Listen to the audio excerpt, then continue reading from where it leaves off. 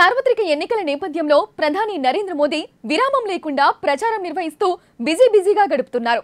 మరో 4 రోజుల్లో తెలుగు రాష్ట్రాల్లో పార్లమెంట్ ఎన్నికలు జరగనున్న క్రమంలో బీజేపీ అభ్యర్థుల గెలుపు కోసం ప్రచారంలో దూకుడు పెంచారు.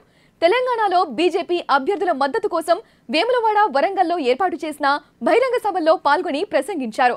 పర్యటనలో భాగంగా రాత్రి హైదరాబాద్ వచ్చిన మోదీ ఈ ఉదయం ప్రత్యేక హెలికాప్టర్లో కరీంనగర్ జిల్లాలోని వేములవాడకు చేరుకున్నారు. ముందుగా శ్రీ రాజరాజేశ్వర స్వామి ఆలయానికి వెళ్లి ప్రత్యేక పూజలు నిర్వహించారు. అక్కడ రాజన్నకు కోడె మొక్కులను చెల్లించుకున్నారు. అనంతరం బండి సంజయ్ కు మద్దతుగా నిర్వహించిన బహిరంగ సభలో పాల్గొన్నారు. కాంగ్రెస్, బీఆర్ఎస్లపై ప్రధాని మోదీ తీవ్ర విమర్శలు గుప్పించారు.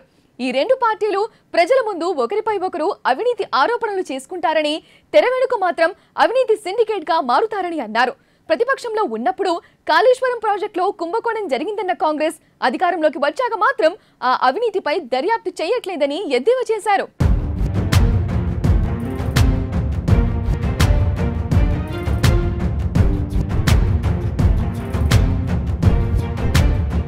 బీఆర్ఎస్, కాంగ్రెస్ రెండూ ఒకటేనని, ఆ రెండు పార్టీలు నాణానికి బొమ్మ బొరుసులని మోదీ ఎద్దేవా చేశారు. ఆ రెండు పార్టీలను కలుపుతోంది అవినీతేనని ధ్వజమెత్తారు. తెలంగాణను కాంగ్రెస్, బీఆర్ఎస్ పార్టీల నుండి కాపాడాలని రాష్ట్ర ప్రజలకు పిలుపునిచ్చారు. బీజేపీకి నేషన్ ఫస్ట్ అయితే కాంగ్రెస్, బీఆర్ఎస్ పార్టీలకు ఫ్యామిలీ ఫస్ట్ అని ఫైర్ అయ్యారు. అవినీతి అనేది కాంగ్రెస్, బీఆర్ఎస్ లో కనిపించే ఉమ్మడి లక్ష్యమని ఎద్దేవా చేశారు. కాంగ్రెస్ పై ఓటుకు నోటు ఆరోపణలు చేసిన బీఆర్ఎస్ 10 ఏళ్లు అధికారంలో ఉండి ఏం చేయలేకపోయిందని, ఇప్పుడు కాంగ్రెస్ అధికారంలోకి వచ్చాక కాళేశ్వరం ప్రాజెక్ట్ స్కామ్ పై బీఆర్ఎస్ పై ఎలాంటి చర్యలు తీసుకోవట్లేదని నిప్పులు చెరిగారు.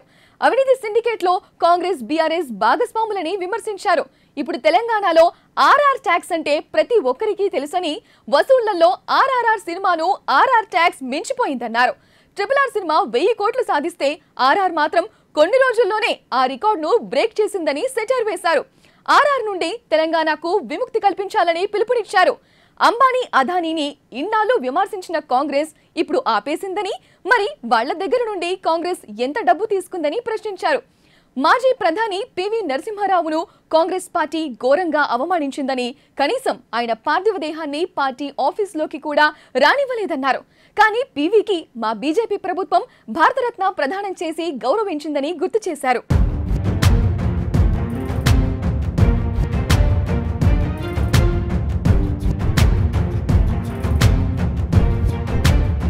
ఇక ఆ తర్వాత వరంగల్లో బీజేపీ ఏర్పాటు చేసిన బహిరంగ సభలో పాల్గొన్నారు ప్రధాని.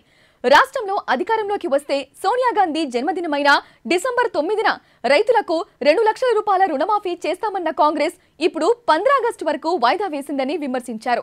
తెలంగాణ అమరవీరుల కుటుంబాలకు, మహిళలకు ఇచ్చిన అన్ని హామీలను కాంగ్రెస్ నిలబెట్టుకుందా అని ప్రశ్నించారు. ప్రజలను మభ్యపెట్టడానికి హామీలు ఇచ్చి మరిచిన కాంగ్రెస్ తెలంగాణకు మేలు చేస్తుందా అని అడిగారు. దేశంలో, రాష్ట్రంలో ఉన్న ఎస్సీ, ఎస్టీ, ఓబీసీ రిజర్వేషన్లను తగ్గించి వాటిని ముస్లింలకు ఇవ్వాలని కాంగ్రెస్ పార్టీ ప్రయత్నిస్తోందన్నారు. రాజ్యాంగం ద్వారా అంబేద్కర్ ఎస్సీ, ఎస్టీ, బీసీలకు కల్పించిన రిజర్వేషన్లకు గండి కొట్టి కాంగ్రెస్ తన ఓటు బ్యాంకు అయిన ముస్లింలకు ఇవ్వాలనుకుంటోందని ఆరోపించారు.